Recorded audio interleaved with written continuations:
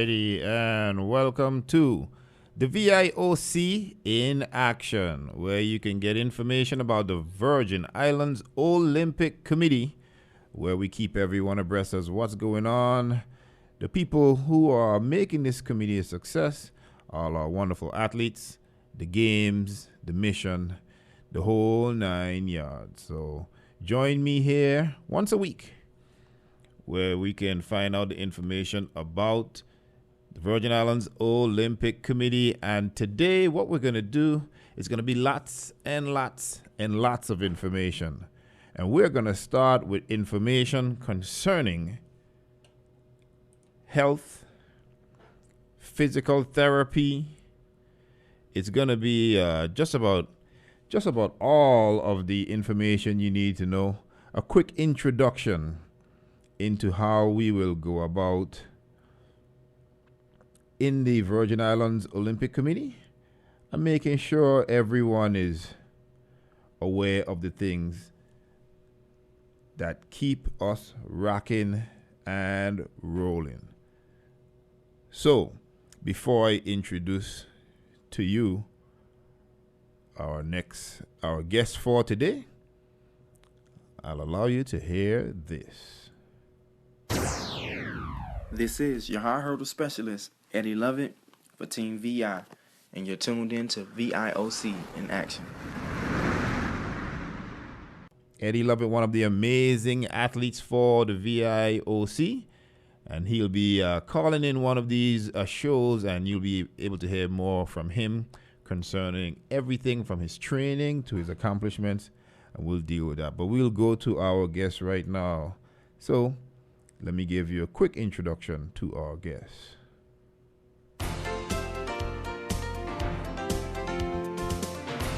This is Dr. Jerry Smith, physical therapist with the VI Olympic Committee. To unleash the elite athlete in you, the key ingredients are good nutrition, hard work, and dedication. Give yourself what you need to get in and stay in the game.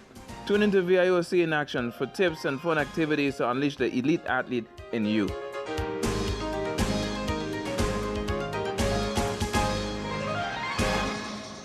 Alrighty, in hearing that, Dr. Jerry Smith. Dr. Jerry Smith, good day, sir. How are you?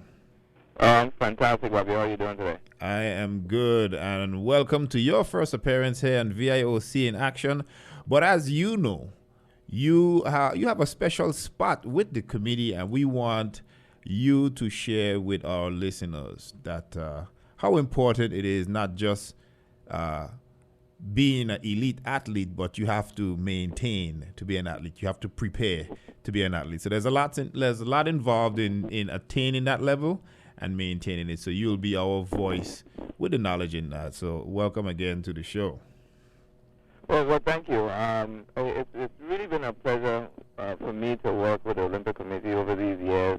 I think I've been with the committee now for about 5 or 6 years, and working with the various athletes from all of the federations.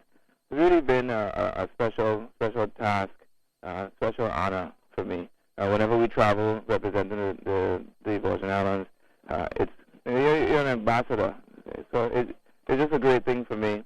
One of the things that we always speak about is the preparation. By the time I see them, usually we're at some large international competition. So that's the end of the book. You know, our books have multiple chapters. So by the time you get to that, that's like the last chapter in the book. Right. But to get there, all the things that you have to do to prepare to get there, those things sometimes get lost in translation. So that's kind of what we want to talk about today. What the preparation is for one of those elite athletes, and as you just heard from the audio excerpt, is how do you prepare the elite athlete in you? And in you, I mean the general public. What are the types of things that are required to be your best, to be your fittest, to be your healthiest version of you?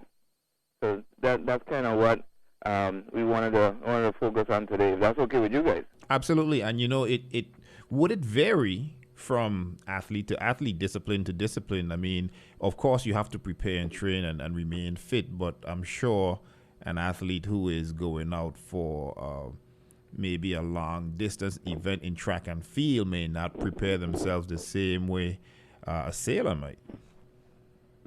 No, they wouldn't. But regardless of sport, and of course there's going to be small exceptions. For example, the strength and endurance that a bowler may need is not going to be necessarily the same level of strength and endurance as a marathon runner, or a basketball player versus somebody who's doing the luge. Correct.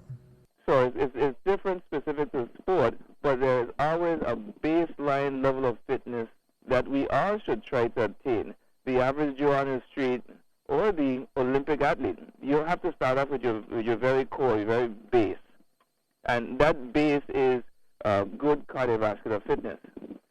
Having a nice regular routine that you're exercising. So whether I'm speaking to one of my clients in one of the clinics that's 70 years old and wants to be able to just pick up their grandchildren or go to the store, or you are a 17-year-old aspiring to be our next Eddie Lovett, which is the hurler, or the next Leon Hunt, long jumper, or and any one of the other athletes that we have, Clayton Lorette, the super heavyweight boxer, any one of those guys, anywhere on that range, they all have to start off with a nice level of basic fitness. And that makes sense because, as we know, to make it to be considered even for the VI Olympic team, it had to have years of preparation involved. And each athlete in some way they might have their own special, regimen they may go through. But as mentioned, there is a base that exists. There is a minimum that they need to maintain. So now, once one has prepared, they are trained, well fed, the nutrition is right, everything is good, and then they go and perform at the highest level, because you don't necessarily perform training as far as competing. You kind of throttle back a little bit, depending on the discipline, of course. But if we're talking track and field, they may not be all out during training. So let's say event. One of the two phases, you don't want to go too fast, too hard, and you don't want to peak too soon. Right.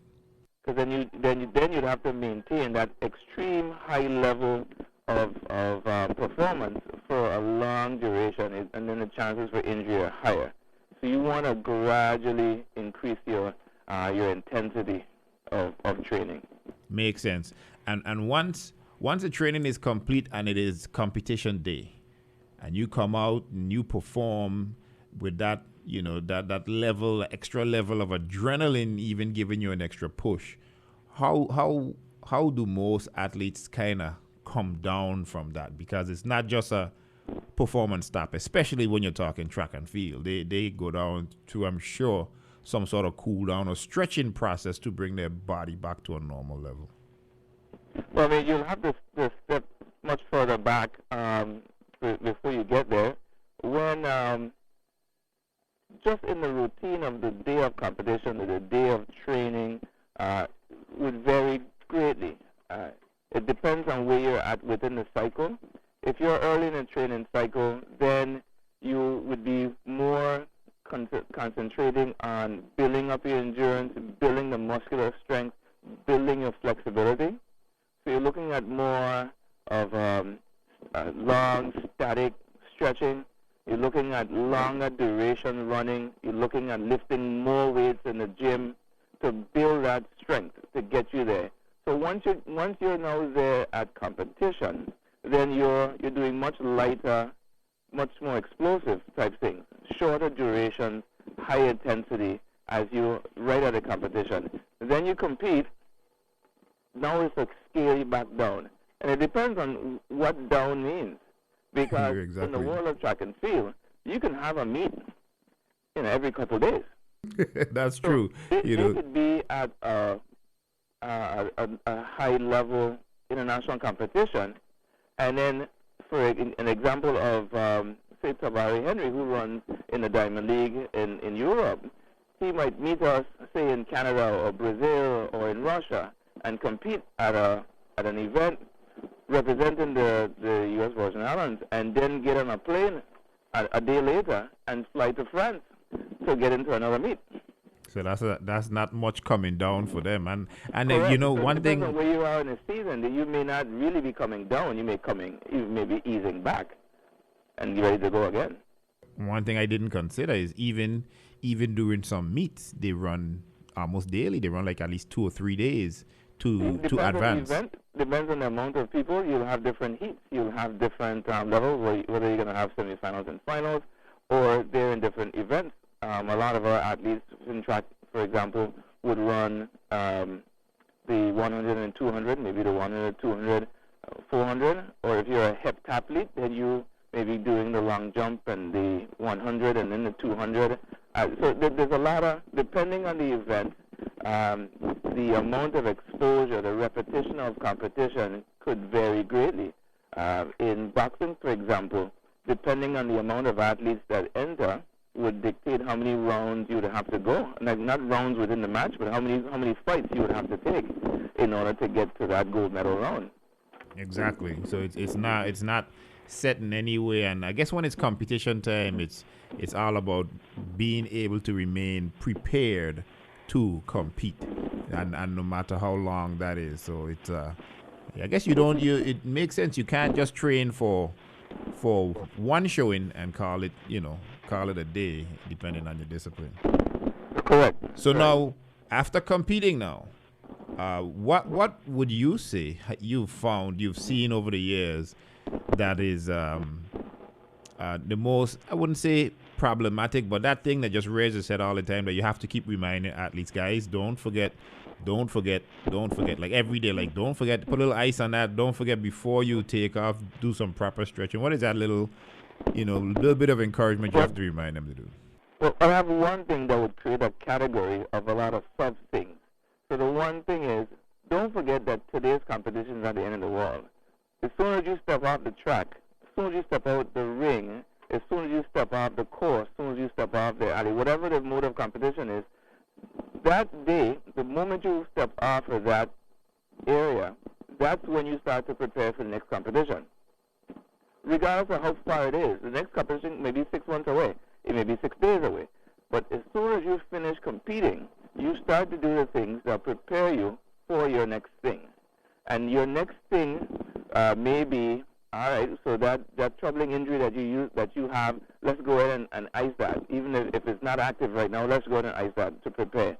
If it is those muscles that you constantly get cramped, okay, we need to go and do some stretching. Or they may have had a bad race, and mentally they're not in it, they're frustrated, they're angry. No, you need to go and cool down properly. You need to go and stretch so the muscles can recover. You need to go and rehydrate so you're not being dehydrated, you're not going to deal with muscle cramping and things like that. There's several things. Imagery, because we're only talking about the mental aspect of it, and that's what I'm trained to really speak about. But there's another area that I hope you have another guest at some other time to speak about, is the psychological side of it. Let's go back and think about what just happened and prepare mentally for the next time you have to step out into your mode of competition. So it's always that. You get in the heat of the moment, you just want a gold medal, and you're all happy. But you got to remember, yeah, we're very proud of you. That just happened, but we have to still stay on our system. You have to go and prepare for the next thing. Absolutely, and the age span that some athletes compete for. Let's say a boxer might peak in, let's say, his mid-20s to his early 30s. So he has a good range right there. He'll stay. For some athletes, it may be one Olympic cycle, a 4-year cycle. So it'll vary from others. But like you said, to be an elite athlete, one must stay prepared. There's no time you could go from being an elite athlete and say, all right, for the next 2 years, I'm going to be a couch potato. so we hope that. Well, and even go a step further on that. I think what you're thinking about is more so the senior team. You also have to consider the junior team. You may have athletes as young as 12, 13 years old. And their experience within the field of competition may be very, very limited.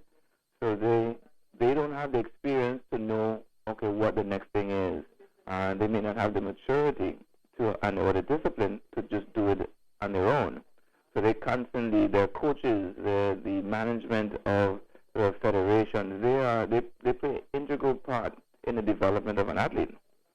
So constantly give them that guidance, that information, that push to do the right things at the right time, knowing what the lifespan is, knowing what the competition schedule is, knowing what the growth requirement is.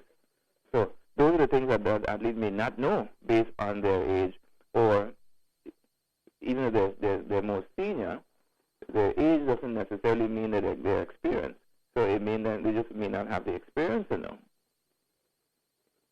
Yeah, so it's amazing because a lot of people take for athlete when you see an athlete competing, you kind of think these guys just wake up in the morning and they have it and they go through it like that. So it's absolutely fantastic to have this insight on the athletes. Now, how did you prepare yourself? Not professionally, but through the Olympic Committee and their programs. How did you prepare yourself to be able to understand what the elite athletes, how they perform, how they have to handle the games, that kind of the logistics behind being a trainer for an elite team, I guess? Well, you said not professional, but I kind of have to interject the professional side of it. My undergraduate studies in sports medicine was at Bobbie University in Miami, which is one of the best sports medicine universities in the United States. So while being at that school, I was exposed to very, very high-level sports. While at Bobbie University, our men's soccer team won the national championship 3 of my 4 years. The volleyball team won the national championship 2 of my 4 years. So you're talking about very, very high-level sports. And then, as my senior internship, I interned with the University of Miami, with their football team. And with that team, we competed against Ohio State for the national championship, and they won the national championship the year before I got there. So before coming back home in 2005, in December of 2005, I had lots of exposure with very, very high-level athletes, high-level sports. So that continued, and then returning to the Virgin Islands, it was a matter of joining up with the various federations. My first interaction really was with the Basketball Federation, and working with President Uzi Richards. He gave me my first opportunity to get in there and work with some fantastic athletes. Got some really great experience. My first Pan American Games was with that group, and it was fantastic. So it was a matter of marrying my experience from my collegiate studies with those early opportunities. Shortly after joining up with the Basketball Federation, President Tony Rosario from boxing pulled me under his wing, because just knowing the rudiments of my trade is not enough. You also have to understand the specific needs of that sport, the specific rules, the specific nuances, which can change based on the competition location, the geographic location, and the federation that you're under, the commission that you're under. So it's just collected those experiences over the years, working with some fantastic folks and allowing me to be exposed to things sometimes before I had an experience with it directly, and working through whatever issues that would come up. Amazing. Well, it's awesome that people had the foresight to give you that opportunity, and I see you're still hanging around with the Virgin Islands Olympic Committee, keeping our athletes healthy, keeping them prepared for competition. Dr. Jerry Smith, we want to thank you so much for giving of your time for us to be able to hear the good words from you concerning health, fitness, everything for the Virgin Islands Olympic Committee. Thank you again. Well, Bobbie, before you go, I really got to say thank you to our president, Chico Morales, because if back in 2009, when I was going to UVI, sitting in his tennis class, not having an idea at all about what sports medicine was, if he didn't say in his Crucian accents, man, why don't just go and do some sports medicine, I wouldn't be here where I am today. So I just wanted to say thank you to President Morales and to the entire VIA Olympic Committee for having me on there, all of the federations for agreeing to work with me, and all the athletes for being fantastic over these years. I look forward to this program being a success and being possibly invited back. Thank you, Jerry. And again, great words. I didn't even know that the president of the VIOC, Angel Chico Morales, was the little spark that got you going into your field. So see how things come full circle. Amazing. Full circle. Alrighty. Thank you very much, Dr. Jerry Smith. All right, sir. You good. Have a great day. Alrighty. Okay, bye. That was Dr. Jerry Smith. We'll take a break right here on the VIOC in Action. We'll be right back.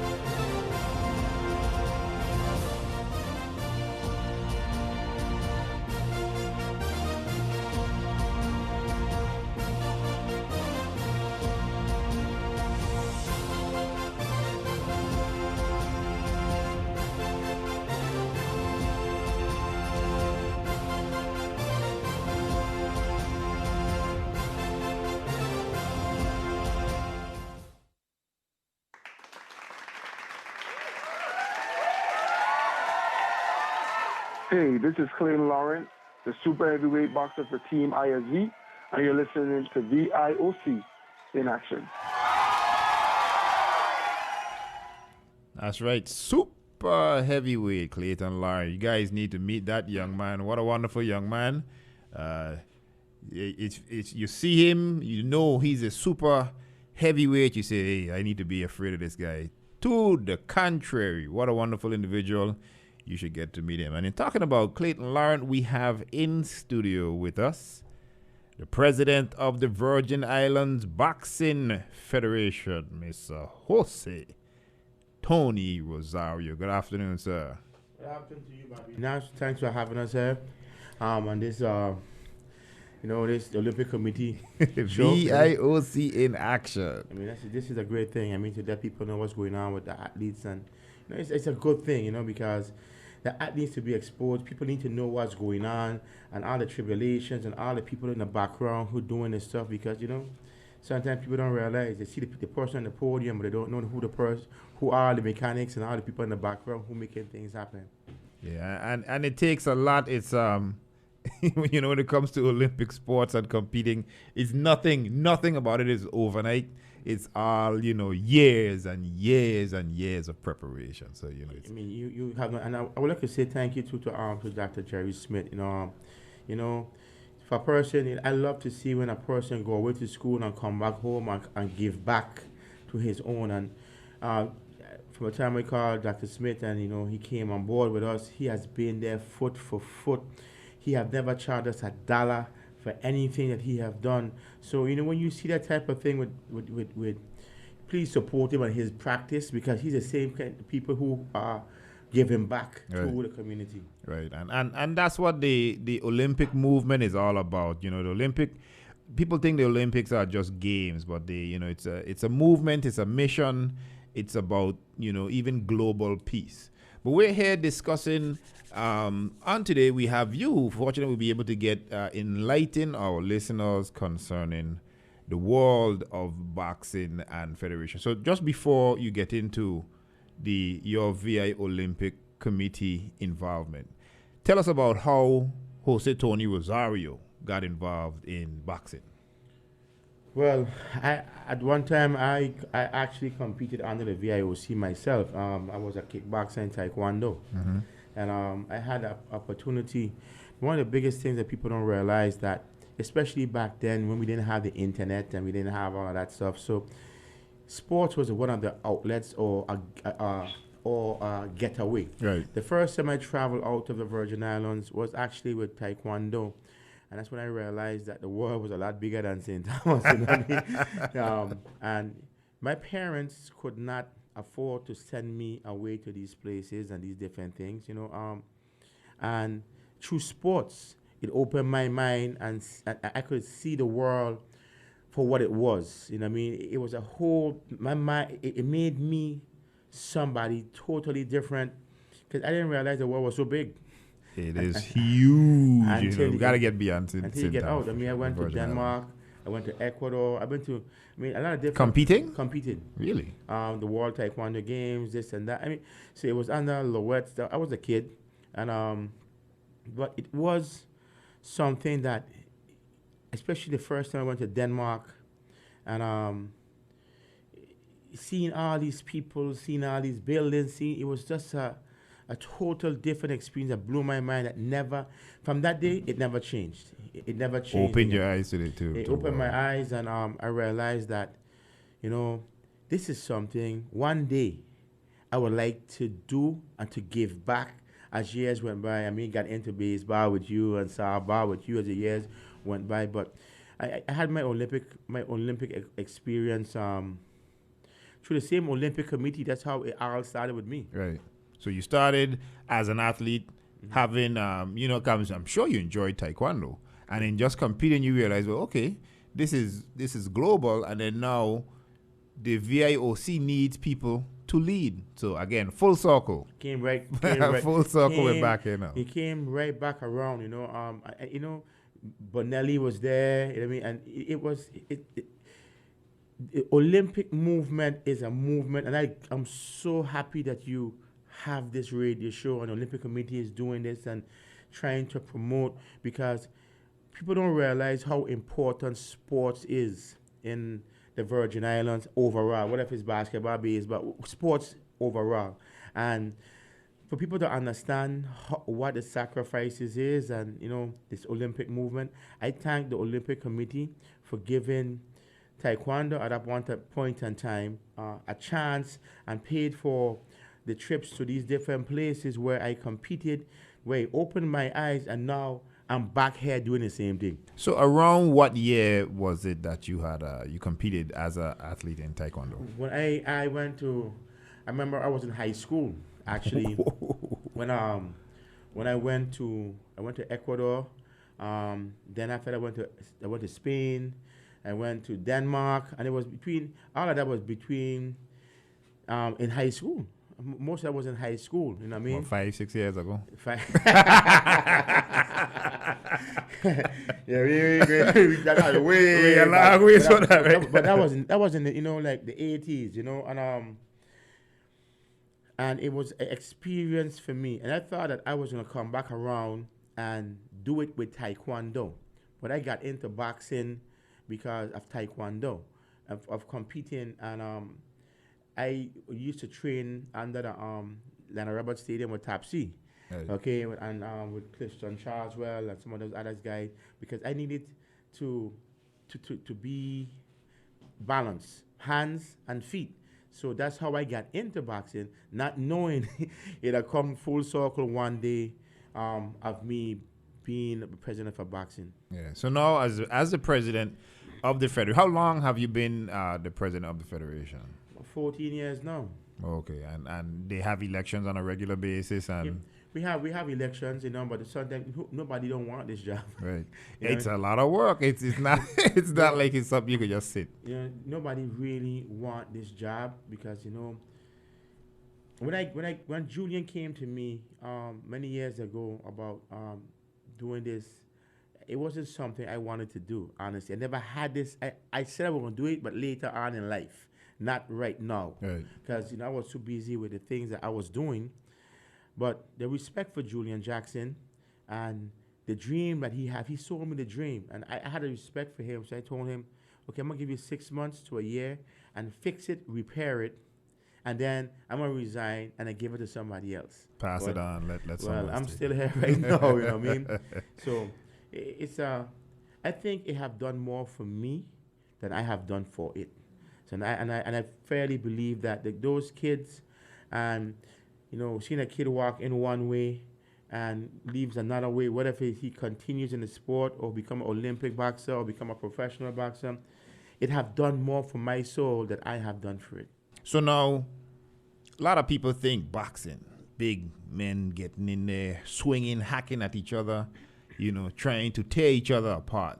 I was one of those until I went to the Central American Games to see the competitions. And, growing up on TV, you saw the big brawls with the heavyweight champions. But in these Olympic style events, these competitions, whether it be the CSC Games, the Pan American Games or whatever, it's a point-based system. It's almost like chess in a boxing ring. So how do you go from the training of seeking to basically destroy someone to seeking to outsmart them? You see, one thing I want to say about boxing, how people don't realize that Olympic boxing is one of the safest sports out there. A lot of people think that, that is a brutal, you get more injuries in basketball, more injuries in soccer, more injuries in a lot of other sports that you see in boxing. Because for the mere fact that in these competitions, you box for probably a whole 2 weeks. So you might box today and able to box again tomorrow and then box again the following day, right? In this competition, and then until you reach the finals and then go in. Yes, they were out, but if it was so brutal, and then you would never be able to box again after that match. Again, you're going into the next match. Yes, there are times that you have injuries like any other sport, but the gloves that we use in amateur boxing have a whole lot more padding than the gloves that they use in professional boxing. Will have less padding. And with the increased padding is less injury. And then the referee, judges, and the doctors at ringside have a keen eye on the match, what's going on. If there's too much, if the boxer is too much for the other boxer, the referee have the right to stop it, or the doctor at the ringside have the right to stop it before it goes into any other round.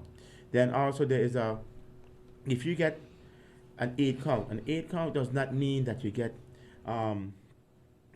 knocked down. It means probably you get a straight punch that he looked at you was dazed. If you get 3 in one round or 4 in a match, that's it. It's automatically over. That's it. You see, and that's some of the differences that a lot of people don't realize when it comes to the Olympic styled competitions. It's not about a brawl. In no way is it about a brawl. Everything is organized. My eye was even open to the level of professionalism that is required, not in the ring, mind you, not in the ring, because I think it was in Toronto then you needed to have almost like a coach, or what do you call what's the boxing term? Seconds? I don't know. Seconds, yeah. First, second, yeah. The guy that actually sits and guides you must be have attained a certain level of training. Yes. Right now, in the international body, as of last year, you have to go to classes. You have to go to school, right? And the school is to teach you not only about, most of the people who go into the school, no training, no boxing, right? But it's all about now how to teach it in Olympic style boxing, what to look for, what not to look for. And we have 2 athletes, we have 2 people right now that we are grooming, too young. This is Julian Jackson Jr. Right. And Otonel Ortiz from St. Croix. Okay. They went to the first on Barbados last month, the first course. They're going to the second course next month in Panama. And then hopefully the third course in Ecuador the following month. And they would be 2 certified world international coaches. Correct. So what we are doing is trying to go to the youth movement, okay, younger, both of these guys in the early 30s, that, I'm not going to say being prejudiced. I don't want to teach people like myself or Julian or some of the other older coaches, because, we want it to continue. Correct, because at our age, we probably have 5 or 10 more years, but you get a young man in their 30 years, you may be able to get 20 to 30 years out of him. And I'd like to thank the Olympic Committee for making all that possible also. Yeah, and see, there's so much happening with the VIOC, and you only hear about the VIOC when they're competing, but there's a lot involved, to include training. Training, as a matter of fact, is a major portion of what is needed in every aspect of competition, especially in Olympic competition, because there are standards. Absolutely is, you have to do things on that Olympic level each and every way. Well, this is what we'll do. We'll take a break, as it is about that time for our next break. So we'll take a break and we'll be right back.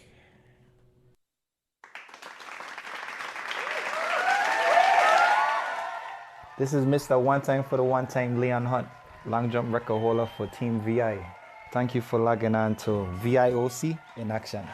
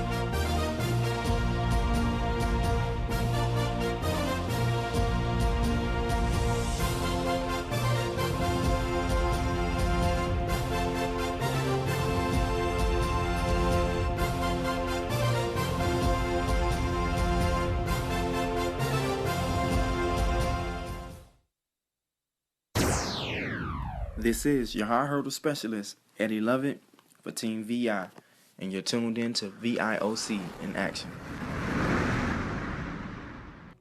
Alrighty, welcome back to the VIOC in Action, and we're here in the studio with the president of the VI Boxing Federation, Jose Tony Rosario.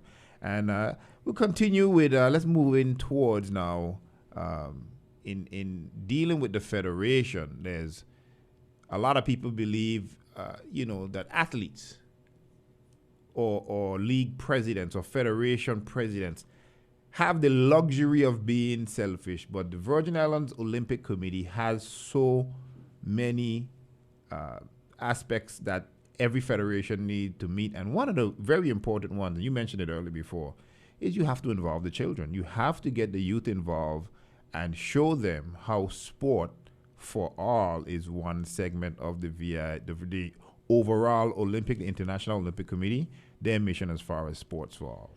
I must say, right, I really would like to comment again, all Olympic committees, especially in the Caribbean, because it's very hard to keep children engaged when you live on a Caribbean island which is surrounded by water. When you have, like Puerto Rico is different. You could go from town to town to town. There's meets with different sports every weekend. Here, to keep our kids engaged, especially in boxing, with one gym, okay? Then in order for us to compete, we have to travel. So we have to keep it exciting within the gym that, let's say Julian Jackson. When Julian Jackson became a professional, how much matches he had? 17 amateur bouts. Okay? 17, that's 17 amateur bouts. When John and Julius was Olympians at the 2008 Olympics, the average boxer would have over 200 fights. You know how much matches they had? 31 and 30 respectively. Okay? So for us to keep our athletes engaged, and we do a lot of stuff that we have to create to keep them engaged, because if you don't have enough competition, they're gonna stray away and go to something that's more. There's no prize at the end of the rainbow, and that's in every sport in the Virgin Islands, not only possibly be outside of sports as well. So we keep them engaged. Like the last event that we have with some of our kids, Puerto Rican boxers, most of them, they box every weekend. So they would have 50 matches, 60 matches, and our kids probably have 1 or 2. Okay? Because we can't afford to go to Puerto Rico every weekend with a team, or they can't afford for us to host it every weekend. So it's now once a year or twice a year we may be able to do that. But our thing is to get them mentally tough, right, for them to understand that, just because he has 60 matches, if you have to add the amount of sparring rounds you have in the week, it may equal to the amount of matches you have. Right. And we proved that with one guy that we have that only had 2 matches. He was 15 at that time, and he found out that the guy that he was boxing had 60 matches and he only had 2. Okay. And we told him if it gets to a point that it gets overwhelming, we would stop it right away. Well, he went in and he outclassed the guy. I mean, he won it hands down. Right. That guy's a professional right now, and our kid still only have 4 fights. Okay, so we have good athletes, and I'm going to be honest, we have some athletes coming up that might be better than John and Julius right now, because of John and Julius training in the Virgin Islands, right, and they can see and touch their idols, okay, and want to emulate them. It's teaching the younger kids, right, that they're advancing a lot farther than if Tim Duncan was doing training camp in the Virgin Islands and they could have seen him and they had the facilities to do that, we'd have better basketball athletes. If we had a better racetrack or track, we'd have more. Yeah, if we had a better racetrack that Laverne Jones and some of the other track at Eddie Lovett and Bookie Hunter could have come and train and stay here year round and train, right? We would have better track athletes because they could touch and feel their idols. And so I commend all the coaches, but like I said, in boxing, it's a task, and the federation, it's no different. Okay, when you have a federation, for me, within our federation, it's a no nonsense. If you're not gonna be there by name and not doing the work.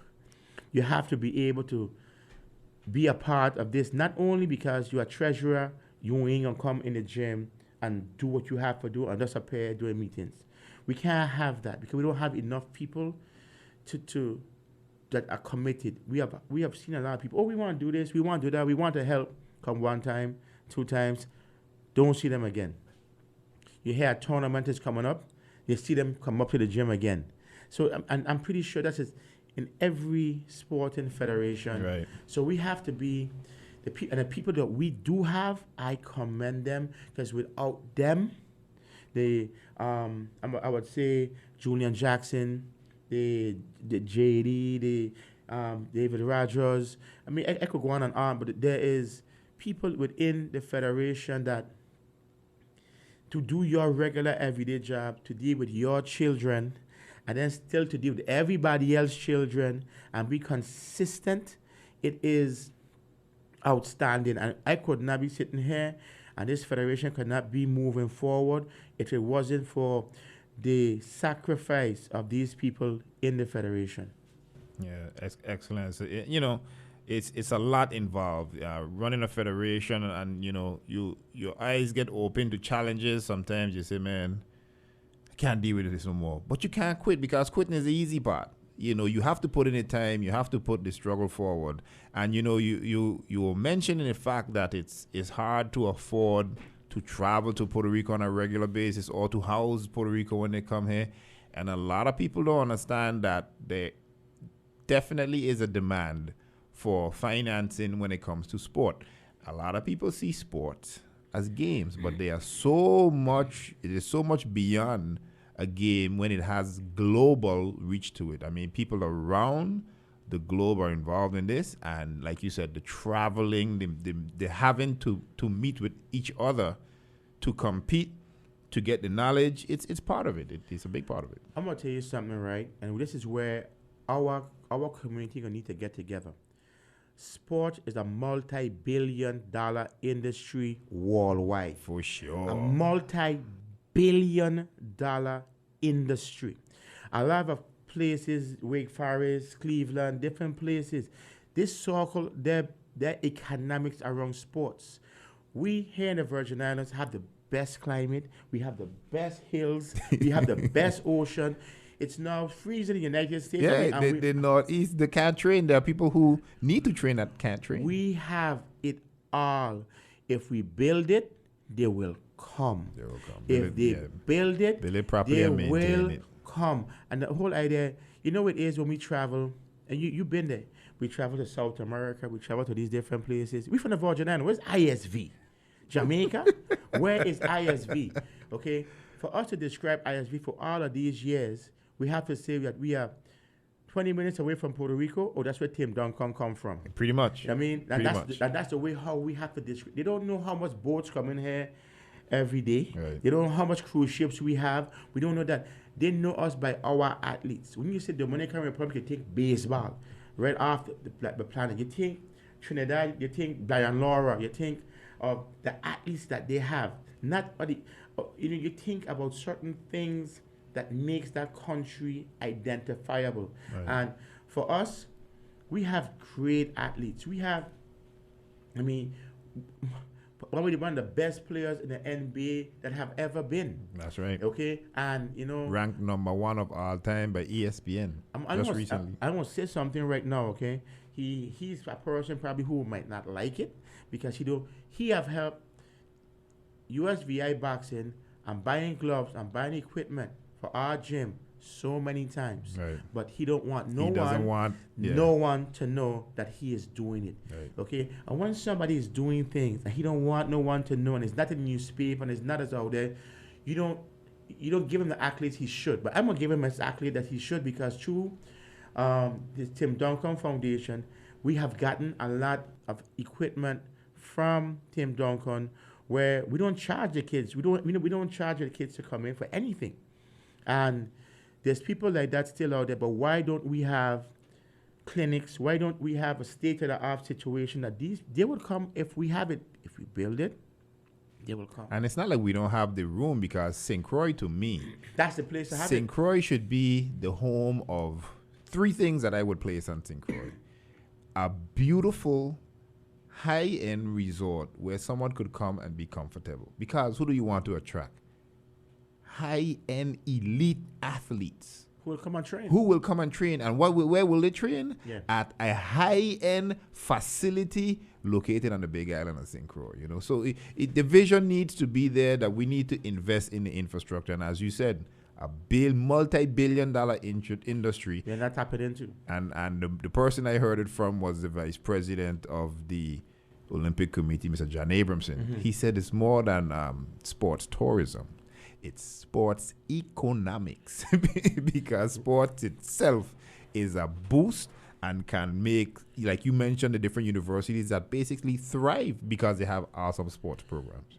Do you know how much national teams from other Caribbean islands want to come to the Virgin Islands to train because of our coaching staff that we have?